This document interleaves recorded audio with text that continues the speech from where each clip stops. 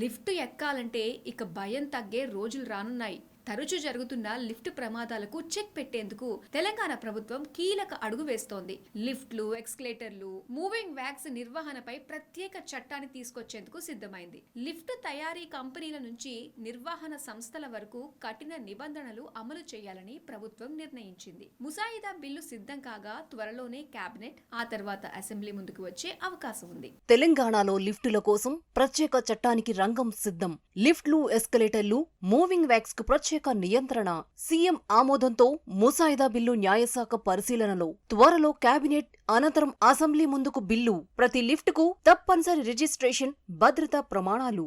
ఏటా ప్రభుత్వ ఇన్స్పెక్టర్లతో ఫిట్నెస్ తనిఖీలు.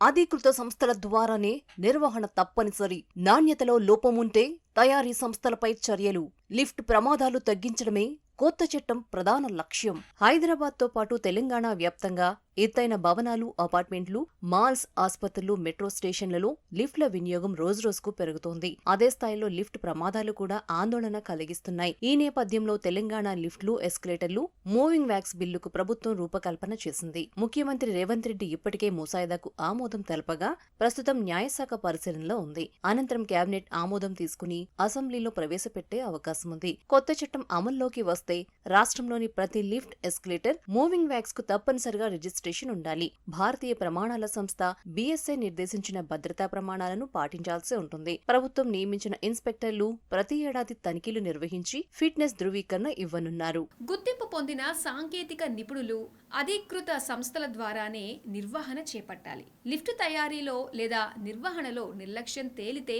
సంబంధిత కంపెనీలపై చర్యలతో పాటు వినియోగదారుల ఫోరంలో కేసులు వేసే అవకాశమూ ఉంటుంది. ఇటీవల కాలంలో హైదరాబాద్తో పాటు రాష్ట్రంలోని పలు ప్రాంతాల్లో లిఫ్ట్ల మధ్యలో నిలిచిపోవటం, సాంకేతిక లోపాల వల్ల ప్రయాణికులు గంటల తరబడి చిక్కుకుపోవటం, కొన్ని చోట్ల ప్రాణ నష్టానికి దారితీసిన ఘటనలు చోటు చేసుకున్నాయి. ఈ పరిణామాల నేపథ్యంలో హైకోర్టులో ప్రజాహిత వ్యాజ్యం కూడా దాఖలైంది. కోర్టుకు సమర్పించిన అఫిడవిట్లోనే ప్రభుత్వం కొత్త చట్టం తీసుకొస్తున్నట్లు వెల్లడించింది. పరిశ్రమ వర్గాలు కూడా ఈ నిర్ణయాన్ని స్వాగతిస్తున్నాయి. లిఫ్ట్లను అత్యవసర సేవలుగా గుర్తించడంతో పాటు ప్రస్తుతం ఉన్న 18% GSTని తగ్గించాలని తెలంగాణ ఎలివేటర్స్ అసోసియేషన్ ప్రభుత్వాన్ని కోరుతోంది.